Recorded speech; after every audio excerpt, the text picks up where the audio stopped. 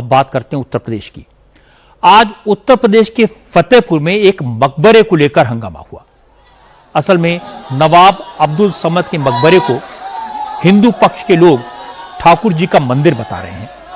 उनका दावा है कि मुगल काल में मंदिर को तोड़कर मकबरा बनाया गया। विश्व हिंदू परिषद और बजरंग दल ने आज इस मकबरे के शुद्धिकरण और वहां आरती करने का कार्यक्रम तय किया था। प्रशासन को इस बात की जानकारी थी। प्रशासन ने मकबरे से 3 किलोमीटर दूर बैरिकेड लगा दिए थे। मकबरे के आसपास भी सिक्योरिटी कड़ी कर दी गई थी। आसपास के जिलों की फोर्स भी तैनात की गई थी। लेकिन आज सुबह बड़ी संख्या में हिंदू संगठन के लोग भगवा झंडे लेकर मकबरे तक पहुंचने में कामयाब हो गए।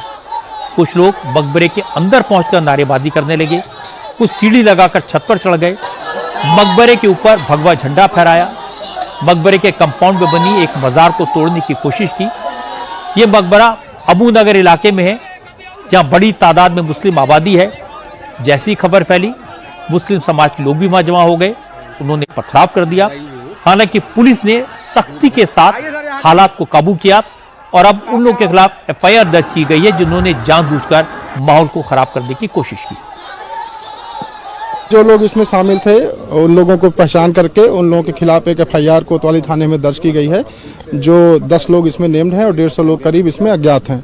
वीडियो फुटेज के माध्यम से उनकी पहचान करने का प्रयास किया जा रहा है। शीघ्र ही उनकी गिरफ्तारी सुनिश्चित की जाएगी। उन लोगों के द्वारा शांतिपूर्वक तरीके से अपनी यहाँ पे कार्यक्रम करने की बात कही गई थी, लेकिन जब वो लोग बैरिकेडिंग तोड़ने लग गए, जो कि हम लोगों के द्वारा लगाया गया था पूर्वानुमान करके, तब फोर्स का इस्तेमाल करके उनको पीछे किया गया और उनको यहाँ से बाहर किया गया। हम लोगों की फोर्स जो है वहाँ सर्किट हाउस पे भी लगी थी, वहीं यहाँ पे उनके द्वारा जब उधर से यहाँ चले तो फिर हमने उनके रास्तों में कई जगहों पे रोकने का प्रयास किया। उसी क्रम में कुछ लोग साइड से निकल के यहाँ तक आगने में सफल हो गए।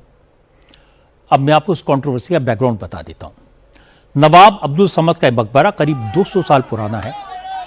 फतेहपुर गजट में भी इस मकबरे को फतेहपुर की इकलौती ऐतिहासिक और पुरातात्विक महत्व की इमारत बताया गया है।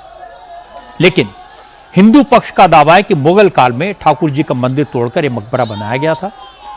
फतेहपुर के बीजेपी अध्यक्ष मुखलाल पाल और यहां के बीजेपी विधायक ने ही हिंदुओं से मकबरे के शुद्धिकरण में शामिल होने का आह्वान किया था। मुखलाल पाल ने कहा, आज जो कुछ हुआ उसके लिए प्रशासन जिम्मेदार है, क्योंकि प्रशासन हिंदुओं की बात सुनने को तैयार ही नहीं था। मुखलाल पाल ने कहा, मकबरे में शिवलिंग के ऊपर कलश टांगने वाली जंजीर आज भी है। जिस जगह शिवलिंग था वहां मजार बना दी गई, जहां मकबरा नहीं 1000 साल पुराना मंदिर था।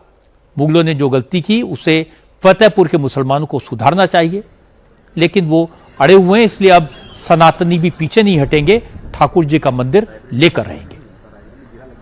प्रशासन अपने डंडे के बल पर सब कुछ करवाना चाहता था। हम लोग भी चाहते थे कि आपस में बात हो। बिल्कुल लापरवाही थी और एक वर्ग विशेष के लोगों से वह लोग मिले थे। और एक मैं गंभीर आरोप जो लगा रहा हूं, ये सनातनियों का जो आक्रोश फूटा है, जन आक्रोश, वो है यह सब कार्यक्रम जो चल रहा था इन मीटिंगों की दौर, जब यह हो गया था कि सभी लोगों को कल एकत्रित होना था, तो जो मजार में चादरें थी वो नई वहां कैसे बिछ गई? जब पुलिस प्रशासन लगी थी तो वो नई चादरें कैसे? इससे संदेह होता है कि एक वर्ग विशेष लोगों को लोग सांठगांठ किए। ये प्रशासन का काम है, वो अपना करे। जो सनातनी यह करके मन में सोच के गया होगा तो वो जेल जाने में क्यों डरेगा? जो लोग भी इस विषय को और तूल देना चाहते हैं, मैं उनसे कहूंगा कि सनातन की जनभावनाओं को मत छेड़ो, मत क्रोधो, थोड़ा शांति रखो। जो आपके बुजुर्गों ने गलती की है उसको स्वीकारो। लेकिन राष्ट्रीय मुस्लिम उलेमा काउंसिल के लोग दस्तावेज दिखाकर अपना पक्ष रख रहे हैं। उनका कहना है कि सरकारी दस्तावेज में यह जमीन मकबरे के नाम पर दर्ज है, इसलिए आज जिन लोगों ने हंगामा किया उन्हें गिरफ्तार किया जाए, वरना उलेमा काउंसिल भी आंदोलन करेगी। फतेहपुर के अब्दुल समद कस्बे में आज जो कुछ हुआ वो निहायत ही अफसोसनाक है। राष्ट्रीय उलेमा काउंसिल के पदाधिकारियों ने भी जिला प्रशासन को सूचना दी थी कि वहाँ न्याय व्यवस्था बनाए रखी जाए, कानून व्यवस्था बनाए रखी जाए और किसी तरह के उपद्रवियों को वहां तक पहुंचने नहीं दिया गया। उसके बावजूद अफसोस की बात तो ये है कि पुलिस मूकदर्शक बनी रही और हजारों की तादाद में असामाजिक तत्व वहां पर पहुंचे। उन्होंने कुछ मज़ारों को नुकसान पहुंचाया, भगवा झंडा वहां पर लहराया। मुसलमानों का जो मौलिक अधिकार है अपने धर्म को फॉलो करना, उनके धर्म की जो स्वतंत्रता है, आज उस पर भी लोग हमला कर रहे हैं और सरकार और प्रशासनिक व्यवस्था मूकदर्शक बनी है। ये अफसोसनाक है। राष्ट्रीय उलमा काउंसिल इसकी पूर्ण रूप से निंदा करती है और जिला प्रशासन से ये मांग करती है कि वो न्याय हित में तत्काल जो उपद्रवी लोग थे उनके खिलाफ मुकदमा करे और उनको गिरफ्तार करके जेल भेजे। फतेहपुर के हिंदुओं और मुसलमानों की राय इसको लेकर बटी हुई है। फतेहपुर के हिंदुओं का कहना है कि मकबरा है तो बहुत पुराना, वो कोई आता जाता भी नहीं, लेकिन इसमें कई ऐसी निशानियां हैं जो शक पैदा करती हैं कि ये हिंदू मंदिर है। दूसरी तरफ मुसलमानों का कहना है कि मकबरे के अंदर कब्रें हैं, ऐसे में हिंदू मंदिर होने का दावा करना बिल्कुल गलत है।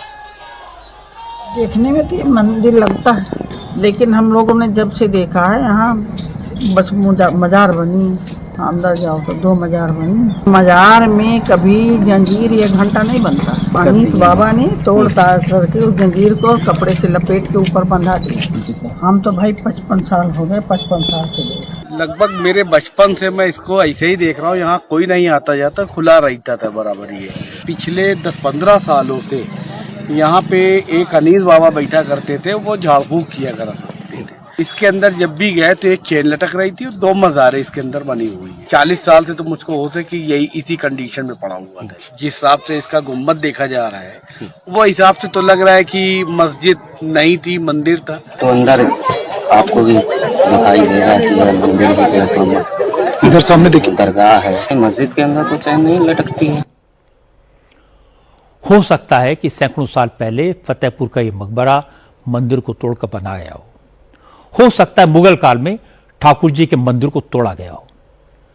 इससे हिंदुओं की भावना आहत होना लाजमी है, लेकिन मुझे लगता है कि सभी हिंदू संगठनों को आरएसएस प्रमुख मोहन भागवत की वो बात याद रखनी चाहिए कि हर मस्जिद के नीचे शिवलिंग खोजना ठीक नहीं है। मुझे लगता है कि सैकड़ों साल पुराने जख्मों को कुरेदने से कुछ नहीं मिलेगा। ये समाज के लिए अच्छा नहीं है।